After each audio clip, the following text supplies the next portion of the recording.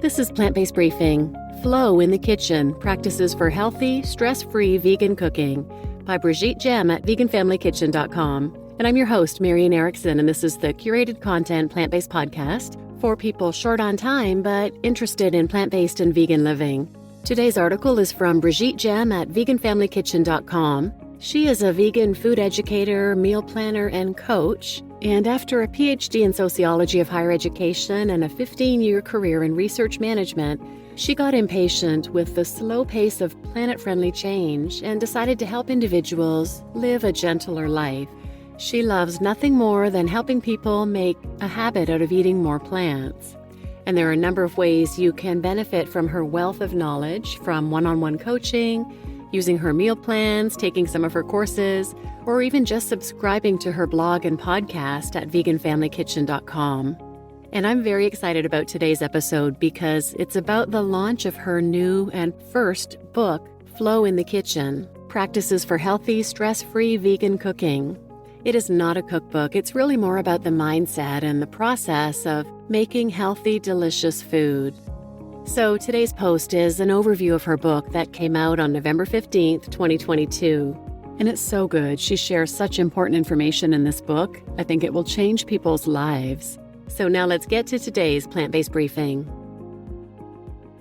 Flow in the Kitchen, Practices for Healthy, Stress-Free Vegan Cooking by Brigitte Gemme at veganfamilykitchen.com. Flow in the Kitchen, Practices for Healthy, Stress-Free Vegan Cooking is not a cookbook. Cookbooks can be useful and beautiful, but they don't make us cook. Who hasn't ordered ready-made meals instead of cooking at home, despite having lots of cookbooks, a fridge full of fresh produce, and cabinets crammed with cookware? With Flow in the Kitchen, I propose a different path. It's a book written to inspire and motivate people to get in the kitchen and cook really good food for themselves and their loved ones. What is really good food? It's food that promotes good health, is kind to the planet, avoids unnecessary suffering, is prepared with love, and tastes good. Few meals will tick all those boxes, but it's worth the time, effort, and attention to keep trying. After all, what is more important than ensuring that our food truly nourishes us, enabling us to show up in the world to live our best life and make a difference? Practicing flow in the kitchen is not only about cooking, but about the complete process of planning, preparing, and serving meals. Achieving flow means enjoying the ability to prepare nourishing meals in a focused, confident, and joyful way. Flow adds intention and direction to our cooking. The first phase of flow requires connecting to our why. In the first chapter, I introduce my own motivations to embrace this way of life. I first came to plant-based cooking for the environment, later went vegan for the animals, and eventually grew motivated to promote healthy vegan cooking after seeing my father decline and die of dementia. It is not always an easy lifestyle, but living with integrity is empowering. Chapter 2 explains the importance of balancing priorities by striking conscious compromises. Most kitchen woes come from a mismatch between what we want and the resources we put towards those wishes. To get better at delivering upon the promises we make to ourselves, we must balance the scope of our food aspirations, how fancy and diverse we want the meals to be, the time and energy we have for cooking, and our budget. Simple meals can be really good food, too. Thinking about really good food is a good place to start, but at some point one must cook. Yet so many of us, author included, often resist cooking. I'm sick of making dinner. Cooking feels like a waste of my time. I hate cooking. In Chapter 3, I draw on my sociology background to shed light on why we so often feel undervalued when we cook. I then invite you to flip your mindset to experience gratitude and joy instead of resentment and dread. To make this mindset shift easier, Chapter 4 proposes 20 practices that will help you embrace cooking, from putting on an apron to playing power songs, from energy reboot to high-intensity interval cooking. You now see why cooking really good food for yourself and your loved ones matters so much. You're ready to embrace the necessity of cooking with joy, but what are you going to eat? That's the focus of Chapter 5, in which I demonstrate the process of improvising a healthy vegan meal step by step. The goal is to create a simple, delicious, and nutritious dish from whole plant ingredients. Once you understand what goes in the making of a single dish, Chapter 6 invites you to string 5 or more together to create a vision of your weekly meal plan. Ever mindful of constraints, I include critical steps such as taking a hard look at your calendar and reviewing your food inventory before filling the blanks with brand new meals. Believe it or not, the whole process can be done without turning to Google or Pinterest.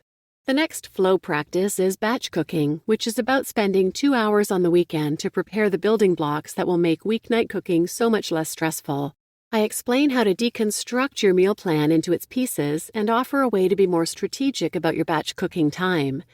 Is 2 hours too much to dedicate to weekend cooking? What about 1 hour?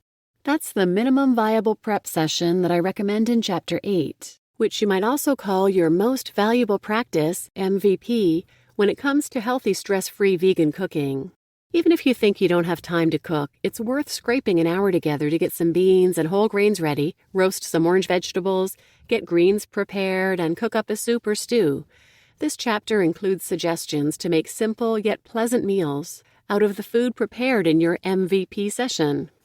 If you're trying to cook more food faster in a more pleasant state of flow, you'll want to follow my suggestion to embrace mindful, screen-free cooking.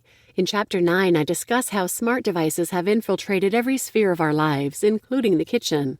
We are kidding ourselves if we think it's improving our cooking practice. Are you prepared to take the screen-free cooking challenge? Flow, by definition, means moving along steadily and continuously. In our modern busy life, maintaining such a blissful state in the kitchen will be a struggle in the face of schedule disruptions and quote-unquote more important demands on your time and energy. The concluding chapter offers tools you can wield against such obstacles.